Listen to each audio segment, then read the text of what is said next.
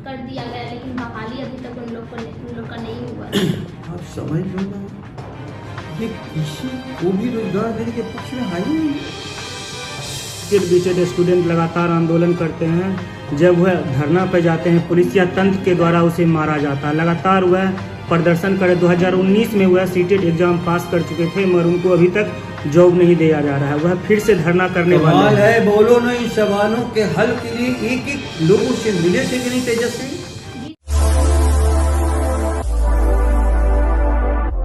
मैं करिश्मा सिंह, आप देख रहे हैं देशी बिहार। अभी हम मौजूद हैं राजद के प्रदेश अध्यक्ष जगदानंद जी के साथ। दी है कि तेजस्वी यादव बौखलाए हुए हैं सीएम बनने के लिए, इसीलिए फॉरवर्ड कास्ट के लोगों से माफी मांग रहे हैं।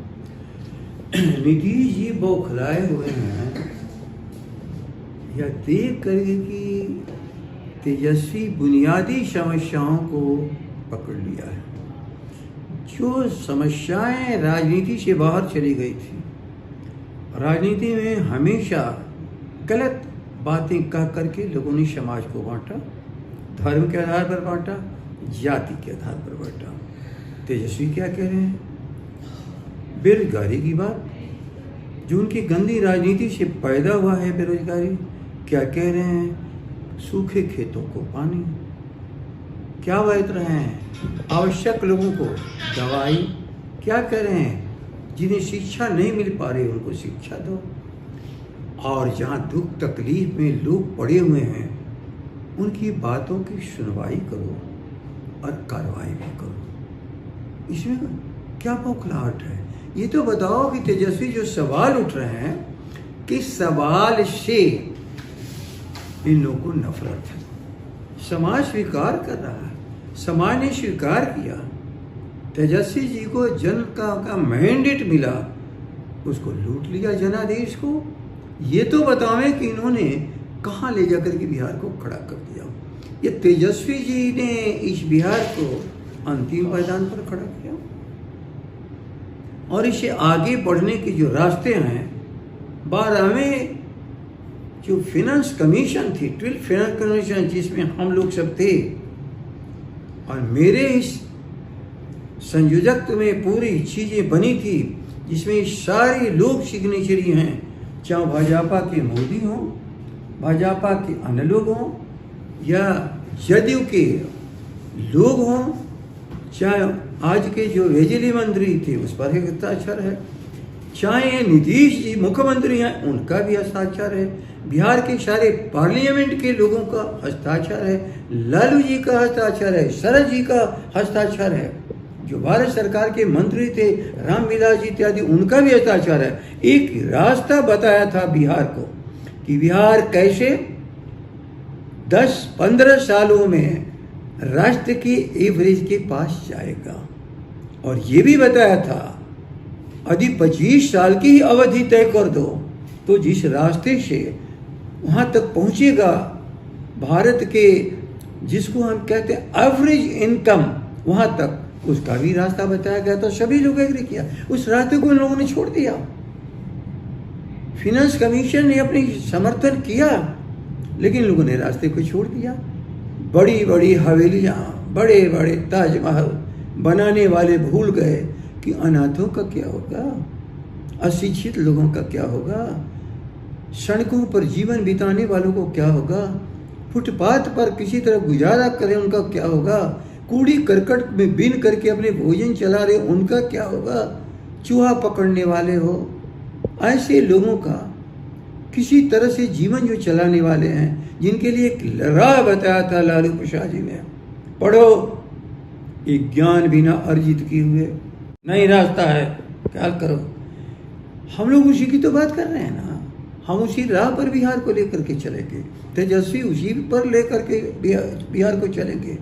का जो है अभी तक उन लोग को, मतलब उन लोग को पास कर दिया गया, लेकिन बहाली अभी तक उन लोग का नहीं हुआ है। आप समझ लो ना, ये किसी को भी रोजगार देने के पक्ष में है ही नहीं है।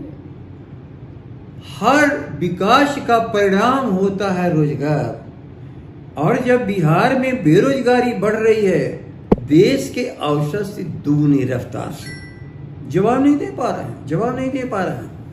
अब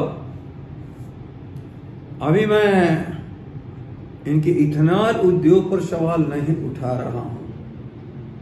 चलो जरा ये भी तो मजे मालो, वरना इस बिहार को कहां ले जाना चाहते हैं मैं देख रहा हूं कि इसका भविष्य क्या है।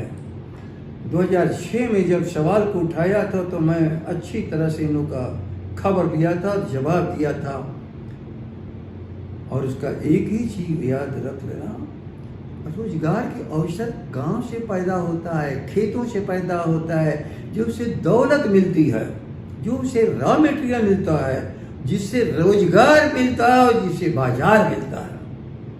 ये तो बंद कर दिया।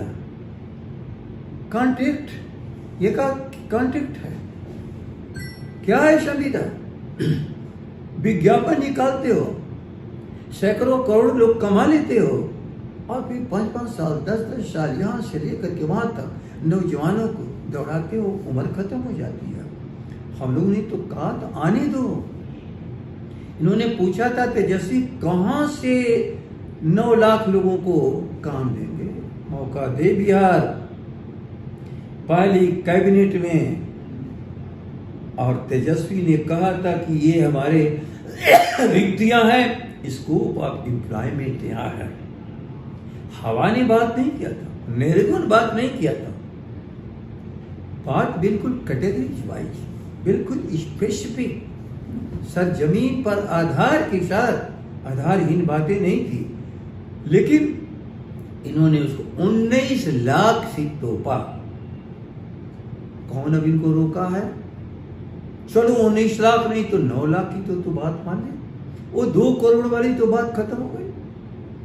प्रतिवर्ष वाला इस चुनाव में, गत चुनाव में 19 लाख का वादा किसने किया? इसी भाजपा के सहयोग से एक जो बिल्कुल मरी हुई सरकार ढोई जा रही है, जिसमें कहीं पर जान प्राण सांस या कहीं पर उत्साह नाम की चीज ही नहीं है, बिहार के लिए कोई दृष्टि ही नहीं है। और जब सरकार बना लिया तो फिर धर्म के आधार पर बीटेड स्टूडेंट लगातार आंदोलन करते हैं।